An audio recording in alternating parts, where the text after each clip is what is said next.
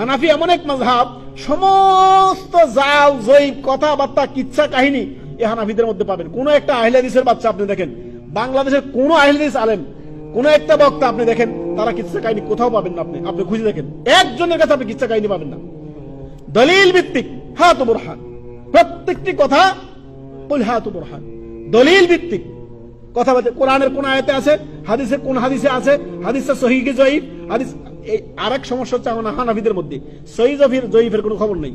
সব হাদিস, সব আল হাদিস, সব আল হাদিস, সব আল হাদিস, জাল হাদিস, আল হাদিস। জাল হাদিসকে তারা আল হাদিস বানিয়ে দিচ্ছে, রেফারেন্স নেই। এই যে আপনার মুকসুদুল মুমিন, হিদায়া, তারপরে বেকায়া সহকারে, দুরুল মুক্তার সহকারে, এই যে ফজাইলে আমল সহকারে, এই যে আপনার চরমনাইদের যে কিতাবগুলো আছে, আশেকে মাসুক, ইয়াদে খোদা, এই সমস্ত যে কিতাবগুলো আছে, ছোট কিতাবদের মধ্যে কোনো হাওয়ালা নেই, কিচ্ছু নেই।